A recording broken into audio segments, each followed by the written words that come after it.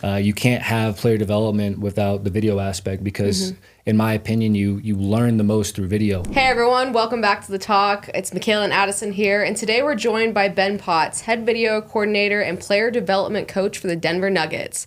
Ben has built a career helping athletes grow on and off the court while overcoming significant challenges in his own life. Ben, thanks so much for joining us. Thank you guys for having me. I really appreciate it. Of Absolutely. course. So you've overcome a lot of adversity growing up. Can you kind of tell us a little bit about your story?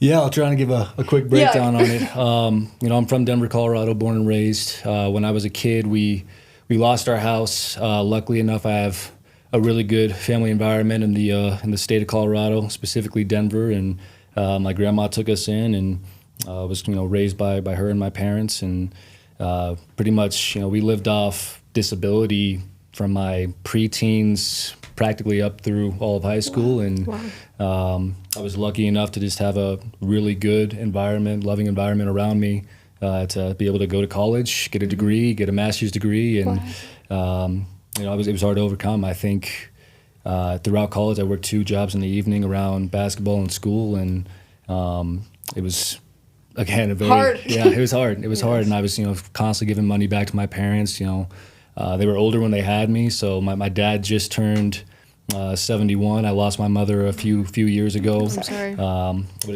it's the stuff you got to go through in life, and I always will circle back to the adversity that you go through in life, the failures, the struggles, only help you grow, and that's kind of a way I try to look on the outlook of life. Yeah. Well, thank you so much for sharing all of that. Yeah. How'd that adversity just help you connect and grow with these players and what you're doing now? Yeah. For me, basketball-wise, I felt like I was a little bit of an underlooked player. And I might not have been a great player, but I was good enough. I felt like I had a high ceiling. And I kind of felt like a lot of coaches kind of gave up me too early. And that's why I got into coaching. Is I think there's so many players that, don't believe in themselves because somebody gave up on them too early in life. They haven't really been able to push through or have the people, the mentors around them to help guide them. And it's a big reason I got into coaching. I think there's a lot of, in a way, an ingenuine sense of how things are done in this industry. I think it can be changed. I think there's a new generation of coaches, young men and women that are stepping up to the plate and trying to take on a more empathetic outlook and an approach to coaching. Absolutely. 100%. For sure. Going into, your role with the Nuggets and everything, give us kind of the spiel. What's a day in the life like with you? Yeah, this is a dream job for me, so I'm happy to be back home. No, thank you. It's different every day. I can tell you during the season it can get pretty chaotic. I'm on the court consistently, but I also run our video room. So that entails, prepping all of our scouts, gathering details on opponents, putting together stuff for our own players, player development reports, player development projects, video projects. So when you look throughout the entire season, there are a lot of 16, 17, 18-hour back-to-back days. And then, you have a back-to-back game. Okay, so you're at the office, morning shoot around 7 a.m. You start the shoot around at 9. You're meeting at 8. The guys go home. You don't. You keep working on projects throughout the day. Your game's at 7 p.m. You finish at 10, and now you're on a flight to, exactly, Minnesota or wherever, and you land at 3 a.m. So it's difficult, but I would say that when you work long hours like that, it's really incredible to be working a job you love because it never really feels like work. Yeah. How do those two kind of come together? They seem very opposite sides. As far as the player development and the video, I would actually go on the contrary and say they are completely hand in hand. You can't have player development without the video aspect because, in my opinion, you learn the most through video. I mean, when we're showing our guys pregame, we're showing the scouts of opponents, right? So breaking down, what their game plan possibly could be, how they're going to guard us, how they're probably going to guard Nikola or Jamal, right? Are they going to double team them in post? Are they going to, blitz Jamal, which is a aggressive coverage in pick and roll? So I think video is the best possible way to prepare our guys. And when you break down their own game and show them, whether it's video or analytically, this is where you're struggling, this is what we have to work on the most, that's the best way to kind of approach a player development plan. Thanks. So you're just watching hours and hours of film. I love it. Nothing else on the Said, yep. TV. What is the most rewarding part of seeing player development over time? Growth, just seeing people overcome struggles. I think that's incredible, even if it's mental struggles. If they're really struggling mentally, you never know what people have going on behind the scenes, and hopefully you get close enough people where you figure that out and can understand them at a minimal level. What's really making them tick, or vice versa. So being able to see people grow and deal with adversity is incredible. I mean, we had Spencer Jones this year, who was actually one of our hardest workers, and he's actually coming back to shoot tonight, right? He was phenomenal throughout the season. We told him to, take on the role of being our best defender and guarding some of the other team's best players. We pulled a video project together, kind of showing him Aaron Nesmith with Indiana Pacers, and just how he could be a similar player to that. Because Spencer, throughout his entire career, was kind of known as the shooter, kind of a scoring player, never really known for his defense. But we saw, our front office really saw that potential in him, and he played it to a T this year. I mean, I think he was phenomenal for us, and just seeing the growth and the hard work he put in. I mean, he worked out, 2 to 3 times every single day, consistent, had his routine. You saw it in his shooting, you saw it in his defense. And while he's still a young player and still growing, I mean, the step that he took this year alone, that's the stuff you love to see. I mean, he earned himself a contract. He really earned himself a contract. Before we move on, let's talk about something every serious athlete needs to pay attention to: your digital footprint. Fan-Day Nation has just released a powerful new tool to help athletes make sure their social media profiles are fully optimized and recruit ready. Today, coaches aren't just evaluating game film, they're evaluating character, leadership, and maturity online. This resource gives you a step-by-step roadmap to clean up your profiles, highlight your strengths, and avoid common mistakes that can cost opportunities. If playing at the next level is your goal, don't leave your online presence to chance. Go check it out now at fandaynation.com. That's awesome. That's amazing just to see firsthand behind the scenes there too. Yeah, you're basically their teacher the whole time. I mean, I think coaching has some teaching, but they teach you a lot too. Yeah, they teach you a lot too. How does those moments go into it? Are they individual segments where you're talking to each player, and then team segments? Yeah, no, you're 100% right.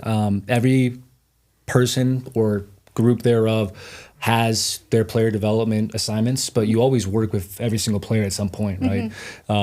So you have your individual segments where you're breaking down film. A lot of guys sit down with their players before the game and either break down the last game or break down personnel, whatever they believe is going to help, their actual player development report, throughout the game. So, Zeke Najee's really good at that, and just sitting down with Travis and understanding what he needs before a game.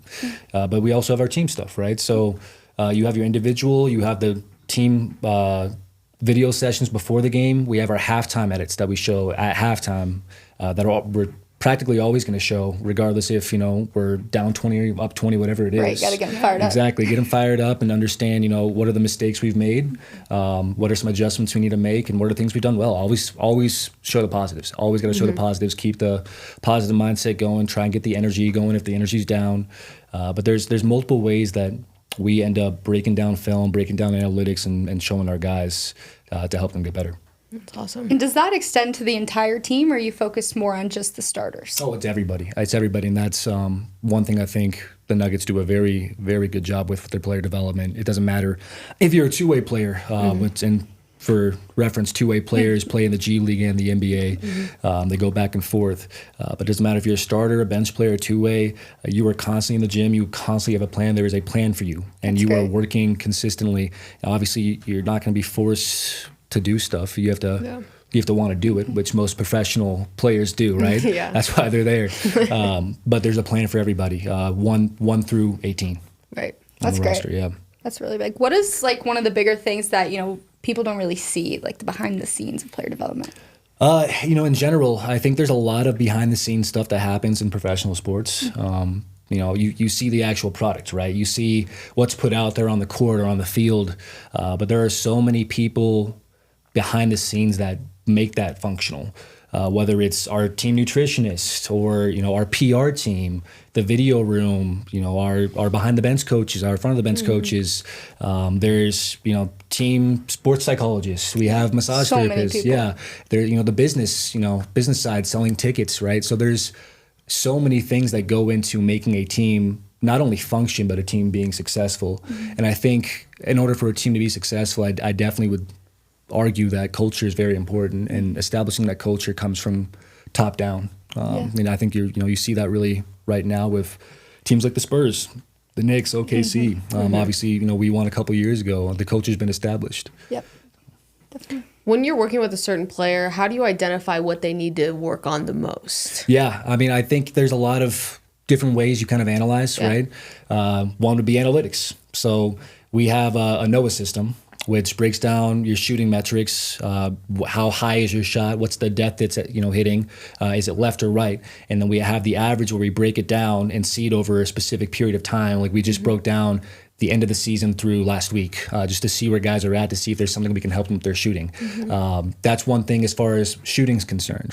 But there's a lot of other analytical perspectives to analyze. If you're doing a game and we have a guy that we want to play more point guard for us or handle the ball, we're probably going to break down, how did they handle in pick and roll this year? And then when you break those numbers down, we have it, as points per possession, which is a analytical term that actually breaks down how many points you're scoring on any given possession. We also want to see from that number, okay, they're driving to the rim in this pick and roll. Are they making a good rim read? Okay, we have Rudy Gobert down there. Okay, we probably don't want to try and shoot a layup on him because he's one of the best shot blockers in the league. So let me look at the backside right now. Do I have a guy open? Oh, there's a guy splitting two, so he's forcing me to throw it to the corner. I'm going to hit the corner. We got a shooter there, and hopefully they knock down the shot. So, it's a difference between it's combination between the analytics and the eye tests, and understanding, the numbers paint a picture, but that's not the full story. So there's a lot of different things that we're constantly analyzing and breaking down in order to see what we need to work on with a player. And some of that also will come from our front office on telling us what they want to see from a guy. So, trying to put them in those specific scenarios and situations to get more of that data so we can understand how to help them more in those situations. Absolutely. Yeah, that makes a lot of sense. Yeah, that's a lot of work. Do you sleep?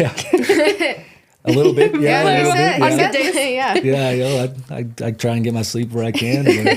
So who's helping you through all of these tests and stuff? Because, you can't do this on your own. Yeah, no, I have a wonderful group of guys with my staff, and we have, I believe, 8 total PD coaches, and I got two guys with me that do PD and video.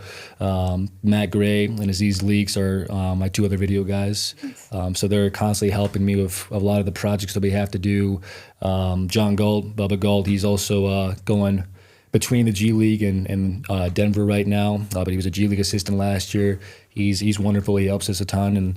And our player development coaches, the great thing about this staff is a lot of the guys are self-sustainable, and they like to do their own work. A lot of the guys have been video guys before, so they understand how hard the job is, and they understand what goes into it.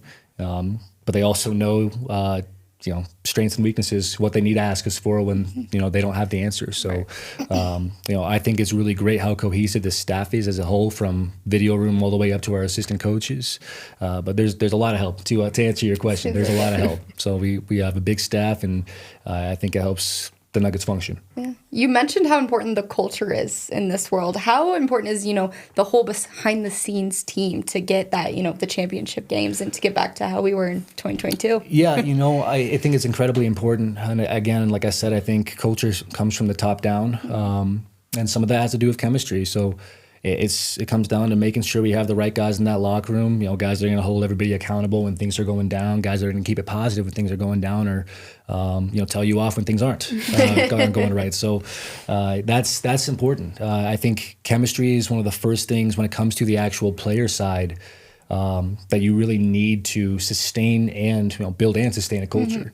And again, like, the culture is going to have to be nailed in from top bottom, whether that's ownership or the head coach or the front office, whatever it is. And then those cultural aspects kind of have to be slowly plugged into what the team's trying to accomplish on a day-to-day basis. And I think when it comes to culture, it's really important to always keep a positive mindset, positive energy. Obviously, again, like I said, there's times to hold people accountable, and there's an appropriate way in which you should hold people accountable. But that's, I think a part of a winning culture is identifying those metrics early on and making sure that they're a part of an everyday basis. Definitely. Yeah, for sure. So you've worked with the Pistons, Alabama, now the Nuggets. What have you seen at each stop that has helped you develop coaching and leadership on these teams? Yeah, I was lucky enough. I started off at CU Boulder, and I was a graduate assistant there to start my coaching career. Tad and his staff taught me a lot, and Tad has a really great offensive mind. They had certain coverages defensively that he really was fond of, that he stuck to. And then you go to the Pistons and you go to the NBA, and it's way different. The NBA is way different in terms of the speed, the pace, the physicality, defensive coverages, and obviously the skill level as well. Those guys are paid to execute at a very high rate. In Detroit, I was with a young team. Cade was, I believe, going into his second year. Jalen Duren was in his rookie season. Wow. And a lot of those guys worked incredibly hard. I mean, Cade, coming off an injury, was working a lot of hours just to get back healthy. And I think we saw this year he was phenomenal for the Pistons. He was phenomenal last year for the Pistons. Figured it out. Yeah, he figured it out. And, they've gone through a few changes over there, but I would definitely argue that one thing that they have stayed true to is their culture, and making sure that their identity was nailed in early on, regardless if it was Dwayne Casey, Monty Williams, JB Bickerstaff. They've done a phenomenal. JB's done a phenomenal job. I would argue that both the previous coaches also were doing a phenomenal job building the culture. But that's just kind of seeing those changes between college and the NBA have really helped me. And I think the one thing when I started with the Pistons that really helped me was being able to just analyze film for hours on hours a day. I was a video intern, and I still did player development, but that was my title. And when you're a video intern on the East Coast, which people don't know, Detroit is an East Coast time. You would think it's Central, it's East Coast. Oh no, I grew up in Indiana. I know over there what the East Coast time is. So you have to scout the Golden State Warriors. Okay, so you're on East Coast time. Their games are starting at really 10 p.m. Eastern sometimes, and not really ending until 1, 2 a.m. in the morning. So as a video guy, and you're coding those games and breaking them down so you can send them out to the coaches, your nights are sometimes up till 3, 4 a.m. and then you wash, rinse, repeat, and you're working again at 6 or 7. So CU established my work ethic and understanding what it takes to work in this industry. The Pistons refined that. Those were long hours. But I was able to, really grow my basketball knowledge because of it, which was great. Then you get to Alabama, and I was able to finally get a full-time coaching experience. I was the 5th court assistant there. I was also our video coordinator there.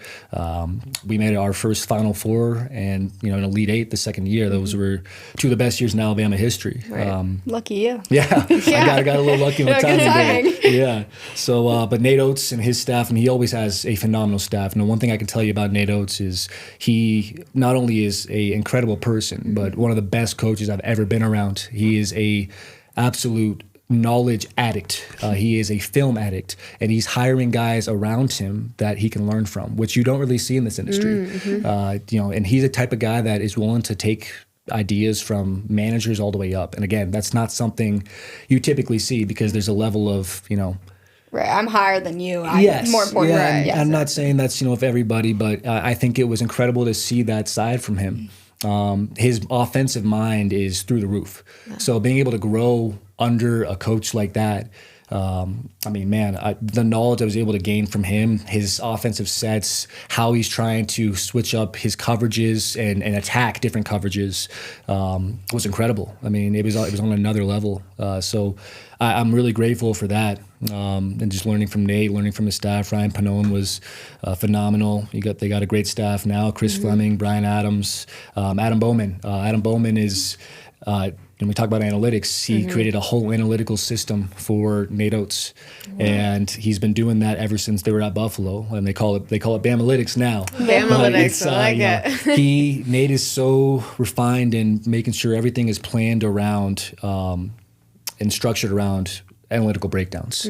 So everything they do is analytically structured, and that's incredible to see. How he's successful. He wants to be as efficient as possible. So learning that and just being able to take that to the Nuggets, where we kind of, I think Coach Adelman he's fond of analytics. It's not on the same level, which rightfully so. But we're able to refine that and understand it and make sure that those analytics tell a story. Yep. So it's taught me a lot to answer your question. And absolutely. There's been, with every single stop, there's been a level of growth that I am so grateful for. Yeah. How excited were you when you got to come back to Denver? Like I said, dream job. Yeah, right? My goal was always to get back here. Okay. My goal was always to get back here. I didn't think it would happen so early in my career. Yeah. And hopefully I'm here for a while. But, that's been a dream of mine. And my greatest dream ever was to win a championship with the Nuggets. I just didn't think that I would be given the opportunity to do it on this side of the ball. Yeah, so that's I'm awesome. hoping that we can relock and reload and have a really good shot at it next year. Absolutely. Sure. Yep. Did you get a ring and everything? You do if you win. Oh, you do if you win. I got a Final Four win from Alabama, so that was so you're just waiting for a championship. Fingers crossed. Fingers crossed. Yeah. We're proud to celebrate women who lead on and off the court. Nico Stones welcomes new brand ambassador Sophie Ziddell, a standout basketball player at the University of Colorado. Her exclusive edits is all about confidence, strength, and the style that moves with you. Support women in sports and shop Sophie's limited collection now at nicostones.com. Well, going back to your time at Alabama, obviously mentorship is really important to you. How do you try to put that into your everyday life with these athletes that you're coaching? Yeah, and I think it's a lot easier at the collegiate level.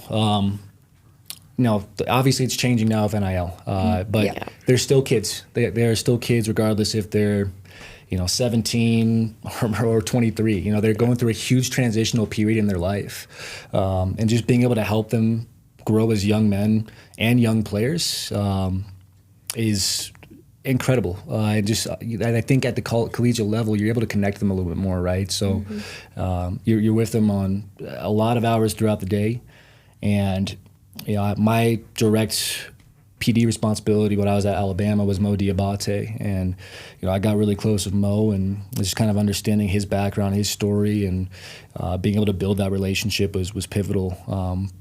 For the accountability aspect. And I think, he was a very hard worker, and in his last year, he did have a breakout year before, unfortunately, leaving Alabama, but that's the name of the game nowadays. And, at the pro level, they're adults.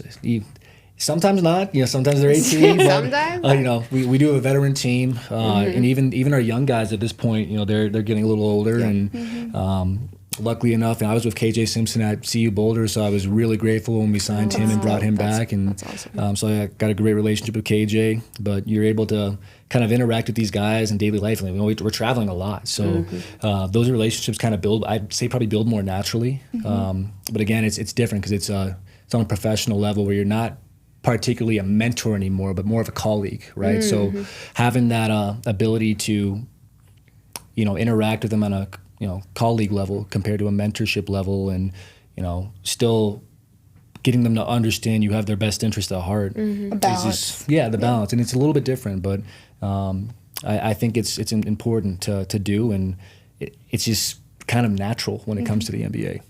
Yeah, makes sense. Separates players who just want to continue to grow and keep pushing, and then those who kind of just plateau. Just don't. Okay. Yeah. So I think it's work ethic to a T, and I will stand by this probably for decades. That when you get to the NBA, a lot of young players don't understand that it's not always working harder; it's working smarter. And understanding that you need to take better care of your body. You got to have routine, and that's why Nicola's the best player in the world, in my opinion. And his routine is phenomenal on a day-to-day basis. He's taking care of his body. He's in the training room. He's lifting after games.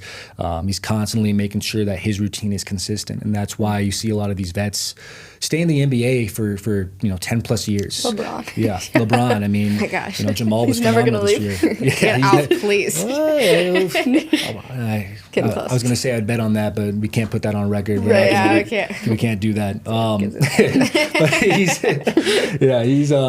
phenomenal. He's a freak of nature. And I think you look at young guys where they have that breaking points, whether it's college or high school. I would always say there's two, maybe three main criteria that fall either in their favor or against them. Obviously, let's just say everybody's equal on talent. Work ethic. I said when you get to the NBA, it's working harder. It's working smarter, not working harder. At that level, when you're young, you have to be working your tail off. There's always somebody that wants your spot. There's always somebody that's going to work harder than you, that's going to put in those extra hours. When you want to go, get dinner with a friend at 7 p.m., there's another guy in the gym getting 500 shots up, right? So work ethic is hard, and the sacrifice you have to make to get to that next stage. A lot of kids don't understand that, and that's kind of the hardest thing to get kids to understand. Because I think when you're you're in your adolescence in general, I think there's a sense of like, well, it didn't work for you, but it's going to work for me, right? So getting somebody in their life where they trust their opinion, right? Where they actually value their opinion, they're going to listen to them, and they can actually, look into their soul and understand like they have their best interests at heart. I mean, I think that's important. And that goes to my second point of like having that mentorship, having those people that aren't going to give up on you, that are going to hold you accountable, that are going to set you straight, when your ego is out of place, for instance, or, when you're not in the right mentality, when you're going down the wrong path. Having that mentorship, I think, is pivotal. I think, again, like that's one of the reasons I got into coaching. There's a lot of kids, I think, that are giving up on way too early. And with the right mentorship, with the right guidance, understanding what it actually takes to get there, I think you can really get over that hump. Now, the last thing is politics. I think you look at sports, really life in general, right? There's always going to be politics that are either playing for or against you. And a lot of the times they're against you. So understanding the politics in any given situation before you try to create a game plan is really pivotal for getting to that next stage in your life, or failure, right? And everybody's scared of failure. I mean, I've been scared of failure for the longest time, but the fact of the matter is failure is one of the best things you can go through in life. Absolutely. Because that's going to help you grow. You're going to understand what you did wrong. You're going to learn from your mistakes, and that's just going to make you a better person, right? It's going to help you for the next time. So I would never say failure is wrong. You're going to fail, but understanding how you grow from that is important. And again, that goes to the mentorship side, is having those key fatherly, motherly figures in your life that are going to help guide you the right direction. I think is really important, that a lot of people don't have. Yeah, for sure. Talking about, these adolescents growing up and getting into this world of politics and, getting in the, just going to school and trying to find your spot at either D1, D3, JUCO, anything. What can these kids do to be seen, and to be seen more than just, their stats, or like, what can they be more than that? Yeah. I would probably go to say that the majority of sports in Colorado are not publicized accordingly. That's why you see a lot of, I can only speak on the basketball side, but I've heard on like the hockey side and other sports, you see a lot of really good players that end up going to prep school or something, because Colorado right now just doesn't have the necessity, or at least the necessary political structure around them to really give these guys what they needed to be seen, right? So I think it's really hard from that side of things.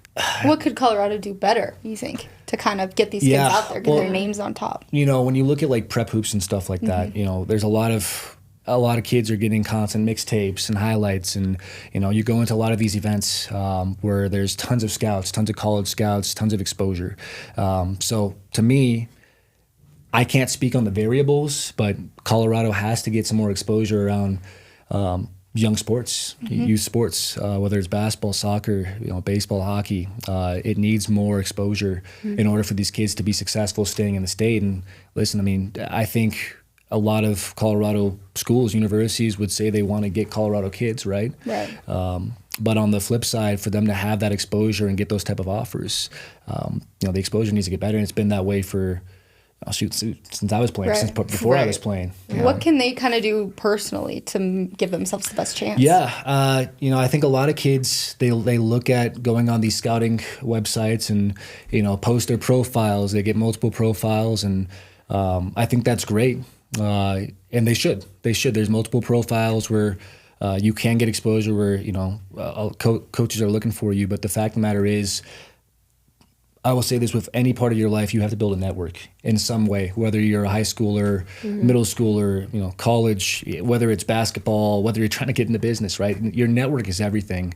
And I think a lot of people don't understand that at a young age, how much your network goes into you being successful. So you got to find a way to build that network. I would say, Spencer Jones made a LinkedIn, right? He makes famous post on LinkedIn. So, it doesn't matter what age, like have a LinkedIn, be out there, like show yourself, make sure you're posting your videos, you're constantly getting filmed. I think that's really important. Then you're sending it to coaches. And listen, I will tell you, I was one of those players that, sent my stuff out. Even to when I was a young coach, I was sending, letters out, and I was constantly reaching out to hundreds of coaches that I never heard back from, right? And that's going to be the same when you're a player. You're going to reach out to hundreds of coaches that you never hear back from. And I think it's important, again, to get those mentors that do have a little bit more of a network established, where they can start sending it to these coaches and try to get some feedback at least. Because at the very worst, okay, I'm not good enough. What do I need to get better at to get to that level where, you might have some interest in me, or where I can even maybe be a walk-on going into college, right? So, I mean, you got to get the feedback. And it's hard. So when you have a coach that does reach back out to you, try and do your best to keep that network, keep building that, send them stuff every couple of months. Here's my progress. Here's what I've been working on. You said I need to work on my shooting. This 3-month period, I shot 40% from three. Here are some of my highlights. Here's some of my full game films, because a lot of coaches want to watch the full game. They don't just want the highlights, because they want to see the good and the bad, right? It's important to get the exposure, and I think it's difficult to do. So, I'd say the first step is really making sure you have that mentorship around you that has the network that can get you out there. Yeah, definitely. Absolutely. All right, we got one last question for you before we let you go. So winning a championship with the Nuggets is a lifelong goal, and we hope you get it for you. But what would that accomplishment mean to you, and what's the bigger legacy you hope to leave behind? Yeah, like I said, that was a lifelong goal for me. It's like my arch goal. It's getting close. So if I were able to, win that at this stage in my life, I think that really sets me up for my next step. And, I want to be a head coach someday, whether that's in the NBA or at the collegiate level. And when I am that head coach, one thing that I'll vouch for is, David Adelman is phenomenal with his feel. And, contrary to what the media might say about him, he holds players accountable to another level. I have never seen, players look up to David Adelman the way that guys like Jamal Murray and Nikola Jokic do. And he does it the right way. He's not all up in your face in front of the cameras, in front of the... It's more of a respect. Exactly. It's very respectful. And these guys respect the heck out of him. So that's the kind of coach I want to be. Somebody that you can respect and have those conversations with, that can be honest with you and truthful and genuine. I like I said, I go back to the original point of there's a lot of ingenuine ways that things are being handled, I think, in the coaching realm. And I want to make sure that my players know I'm there for them. I'm there to help them in their lives, and I'm there to help them throughout their playing careers. And I'm thinking about them and wanting to make sure that they become the best possible players and young men that they could be. So that's one goal of mine. I want to be a head coach, and when I am one day a head coach, that's how I want to run my team. That's awesome. Said it here. Yeah. Well, Said where it here can we first. find you for when you're a big head coach? Or just right now. Or even right now, yeah. So my my X profile, I hate calling it X. It's Twitter. I know, it's right? Twitter. It's so Twitter, weird. everyone. Right? Yeah. We all know what you're talking about. Exactly. And then Instagram, but they're both going to be Ben J. Potts. You can find me on LinkedIn. Don't have my exact profile. You just type in Ben Potts. You'll know exactly which one it is. But those are my 3 main social medias that I use. That's pretty much it. Perfect. Awesome. Well, thanks, Ben. That was the head video coordinator and player development coach for the Denver Nuggets. Thank you so much for joining us. Thanks for having me. And we'll see you guys the next time on the Talk at Elevation.